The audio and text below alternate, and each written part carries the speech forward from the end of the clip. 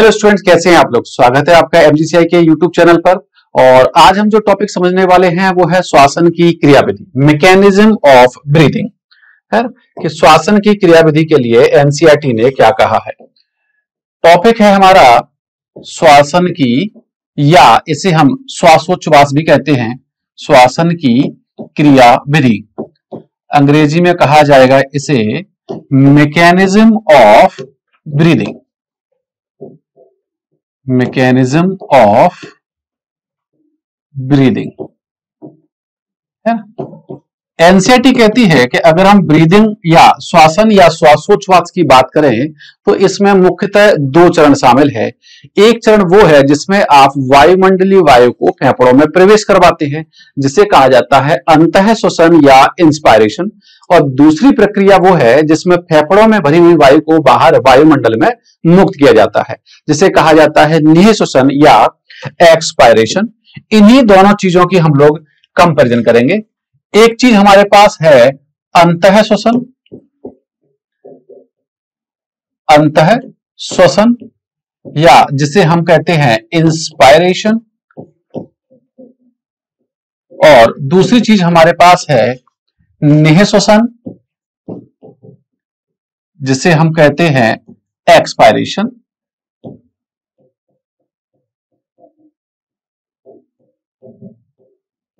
अंतः श्वसन में लगने वाला जो समय है वो है 2 सेकंड, और निःश्वसन में जो लगने वाला समय है वो है 3 सेकंड। इस प्रकार से एक श्वासन में लगने वाला कुल समय हो जाता है 5 सेकंड, है ना। यहां पर एक श्वासन का मतलब होता है एक बार का अंतः श्वसन और एक बार का निःश्वसन। एनसीईआरटी में एक डाटा और दिया गया है कि एक सामान्य मनुष्य की जो श्वसन दर होती है वो है 12 से 16 पर मिनट, वो यहां से निकाली गई है। अगर आप देखें अंतः श्वसन में 2 सेकंड, निःश्वसन में 3 सेकंड, मतलब कुल समय लगा कितना 5 सेकंड, और 1 मिनट में कितने सेकंड होती है 60। तो अगर 60 में हम जो है 5 का भाग देंगे तो कितना आ जाएगा 12। तो वो जो डाटा दिया है वो यहां से निकाला गया है। अब सवाल ये पैदा होता है कि अंतः श्वसन जिसमें हमने क्या कहा कि वायुमंडलीय वायु प्रवेश करेगी कहां पे, फेफड़ों में, और निःश्वसन इसमें क्या होगा, फेफड़ों में भरी हुई वायु कहां मुक्त होगी, बाहर वायुमंडल में। तो ये घटना आखिर घटी कैसे, देखते हैं इस बात को। हमने माना कि हमारे पास ये मान लीजिए कि अगर हम किसी को साइड व्यू में देख रहे हैं, साइड व्यू का मतलब अगर हम उसे साइड से देख रहे हैं तो पीछे अगर देखें तो क्या हमारे पास यहां पे कशेरुक दंड है। ये हमने मान लिया कि ये हमारे पास क्या है, वर्टिब्रल कॉलम है, या ये हमारे पास क्या है, कशेरुक दंड है।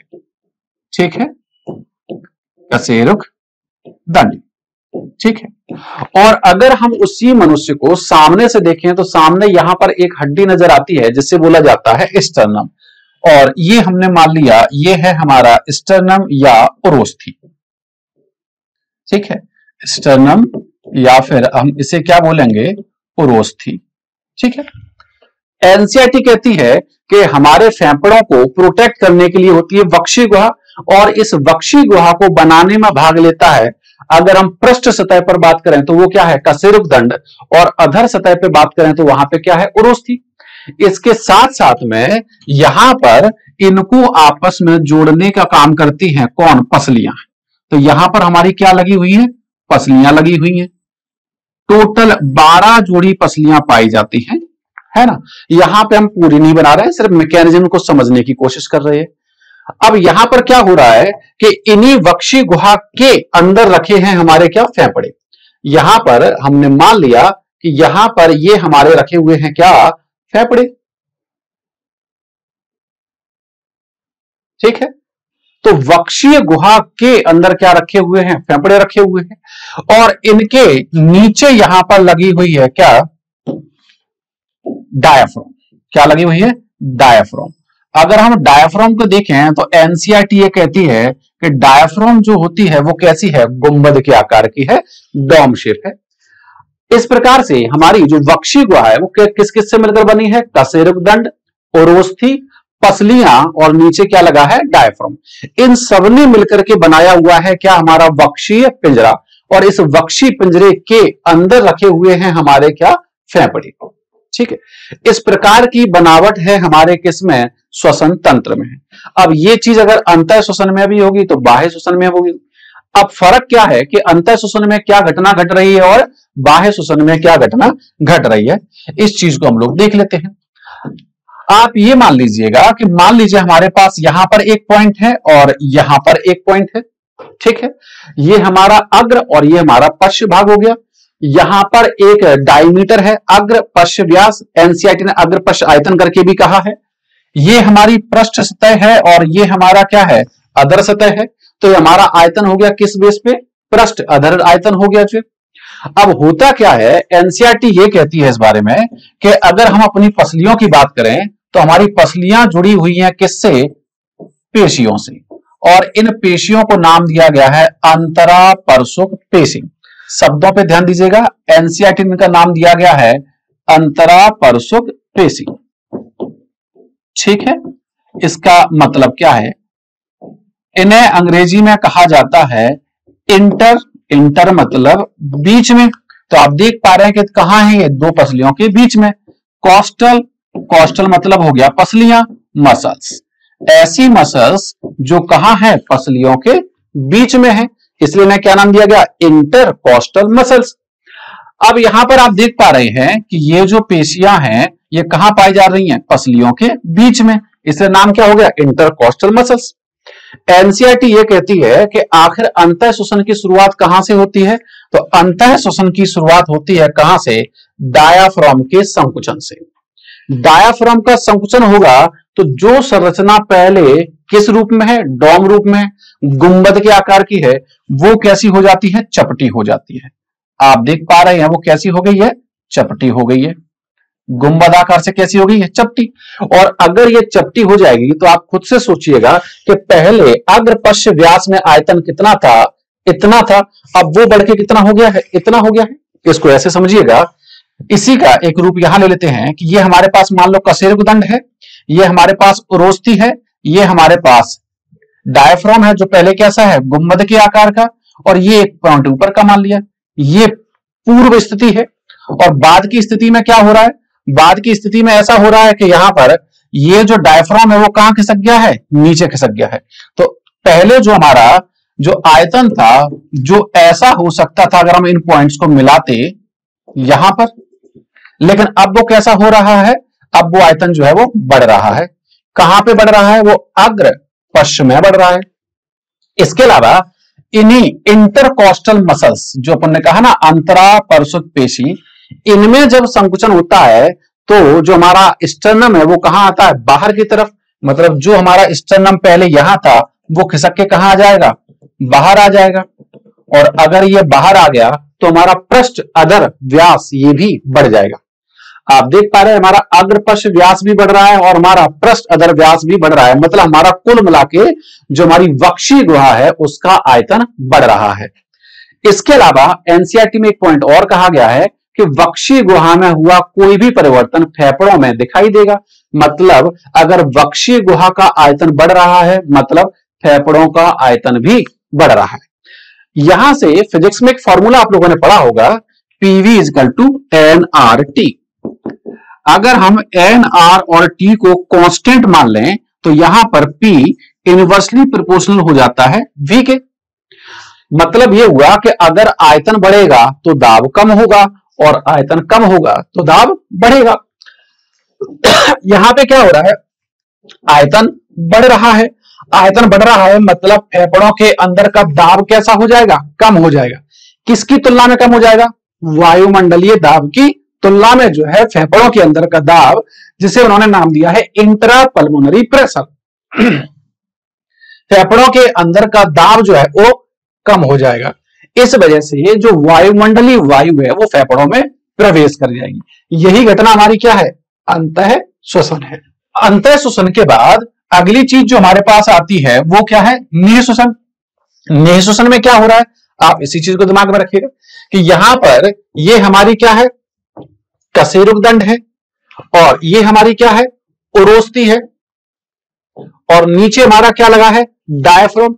डायफ्राम जो पहले कैसा हो गया था, चपटा हो गया था अंतः श्वसन के दौरान, वो दोबारा से कैसा हो जाएगा, डोम शेप। और अगर ये डोम शेप हो गया तो अग्र पश्च जो आयतन है वो हमारा कैसा हो जाएगा, कम हो जाएगा। इसके अलावा जो स्टर्नम हमारी बाहर की तरफ चली गई थी वो स्टर्नम दोबारा से कहां पे आ जाती है, पूर्व स्थिति में। ऐसा क्यों होगा, क्योंकि ये जो डायफ्राम है ये क्या हो गई है, रिलैक्स। क्या हो गई है, रिलैक्स, मतलब ये क्या हो गई है, शिथिल हो गई है। क्या हो गई है, शिथिल हो गई है। इसी प्रकार से जो आपने कहा कि इंटरकॉस्टल मसल्स, इनके संकुचन से क्या हुआ था, स्टर्नम चली गई थी बाहर की तरफ, ये पेशियां भी क्या हो जाएंगी, शिथिल हो जाएंगी। मतलब स्टर्नम भी हमारा कहां जाएगा, अपनी पूर्व स्थिति में आ जाएगा। कुल मिलाकर हमारा पृष्ठ अधर आयतन भी कम हो जाएगा और हमारा अग्र पश्च आयतन भी कम हो जाएगा। और अगर आयतन कम हो गया तो हमारा जो फेफड़ों के अंदर का दाब है वो बढ़ जाएगा, क्योंकि दोनों में कैसा रेशियो है, इनवर्सली प्रोपोर्शनल है। तो आयतन कम हो गया तो दाब बढ़ गया, और इस बढ़े हुए दाब की वजह से हवा क्या चली जाएगी, बाहर चली जाएगी। मतलब वो बाहर फेफड़ों से निकलकर कहां पहुंच जाएगी, वायुमंडल में पहुंच जाएगी। और यही घटना हमारी क्या कहलाती है, निह श्वसन कहलाती है। एनसीईआरटी ने इसी जगह पे एक पॉइंट और कहा है कि ये जो इंटरकॉस्टल मसल हैं इनके दो रूप हैं। एक है हमारे पास एक्सटर्नल इंटरकॉस्टल मसल और दूसरी है हमारे पास इंटरनल इंटरकॉस्टल मसल। तो कौन सी मसल जो है इंस्पायरेशन में रोल प्ले कर रही है, जरा इसको सुनिएगा कि जब हम बात करते हैं इंस्पायरेशन की तो उसमें एक्सटर्नल इंटरकॉस्टल मसल और डायाफ्राम का रोल है कि अंतः श्वसन के दौरान डायाफ्राम और एक्सटर्नल इंटरकॉस्टल मसल में क्या होता है, संकुचन होता है। और इनके संकुचन से जो वक्षीय गुहा है उसका आयतन बढ़ जाता है, और वक्षीय गुहा का आयतन बढ़ जाने की वजह से वहां पर दाब जो है कहां का, फेफड़ों के अंदर का दाब, जिसे उन्होंने नाम दिया है इंट्रापल्मोनरी प्रेशर। इंट्रापल्मोनरी प्रेशर जो है वो कम हो जाता है। किसकी तुलना में कम हो जाता है, वायुमंडलीय दाब की तुलना में। और ऐसे में आप जानते हैं कि हवा जो है वो उच्च दाब से निम्न दाब की ओर आती है। मतलब उच्च कहां है, वायुमंडल में, निम्न कहां है, फेफड़ों के अंदर। तो हवा कहां प्रवेश करेगी, वायुमंडल से फेफड़ों के अंदर। इसी घटना को क्या बोला गया, अंतः श्वसन बोला गया। जबकि यहां पे क्या होगा, इस घटना को उलट दिया जाएगा। यहां पे हम लोग क्या करवा रहे थे, डायाफ्राम का संकुचन, और यहां पे डायाफ्राम क्या हो जाएगा, रिलैक्स हो जाएगा या शिथिल हो जाएगा। इसके संकुचन से क्या हुआ था, अग्र पश्च अक्ष में आयतन बढ़ रहा था, और इसके शिथिल होने से दोबारा क्या होगा, अग्र पश्च का जो आयतन है वो कम हो जाएगा। सेम चीज यहां पे आ जाओ, यहां पे कौन सी मसल्स जो है वो कॉन्ट्रैक्ट हो रही थी, एक्सटर्नल इंटरकॉस्टल मसल, बाह्य अंतरापरचुक पेशी। और बाह्य अंतरापरचुक पेशियों में संकुचन से क्या हो रहा था, पृष्ठ अधर का आयतन बढ़ रहा था। और यहां पर क्या होगा कि जो एक्सटर्नल इंटरकॉस्टल मसल जो है उनमें क्या होगा, शिथिलन होगा, और उनके शिथिलन से स्टर्नम अपनी स्थिति में वापस आ जाएगा। मतलब पृष्ठ अधर का जो आयतन है वो कम हो जाएगा। कुल मिलाकर हमारे पूरे वक्षीय गुहा का आयतन भी क्या हो जाएगा, कम हो जाएगा। और अगर आयतन कम हो गया तो दाब बढ़ जाएगा। कौन सा दाब, इंट्रापल्मोनरी प्रेशर। किसकी तुलना में, वायुमंडलीय दाब की तुलना में। तो आप जानते हैं फिर से कि हमारे पास क्या पता है कि जो वायु होती है वो उच्च दाब से कहां जाती है, निम्न दाब की ओर। तो दाब कहां ज्यादा है, फेफड़ों के अंदर। कहां कम है, वायुमंडल में। तो हवा क्या होगी, फेफड़ों से बाहर चली जाएगी। यही घटना क्या कहलाती है, निह श्वसन या एक्सपायरेशन। यहां पे आप एक चीज देख पा रहे हैं कि हमारे पास जो अंतः श्वसन है उसमें पेशियों का हम लोग क्या कर रहे हैं, इस्तेमाल कर रहे हैं। इस्तेमाल कर रहे हैं इसलिए हम बोलते हैं कि जो अंतः श्वसन की क्रिया है वो कैसी क्रिया है, एक सक्रिय क्रिया है, एक एक्टिव प्रोसेस है। कैसी प्रोसेस है, एक्टिव प्रोसेस है। जबकि आप निह श्वसन में देख पा रहे हैं कि वहां पर किसी पेशी को इस्तेमाल नहीं किया जा रहा है, बल्कि उन्हें क्या किया जा रहा है, रिलैक्स किया जा रहा है।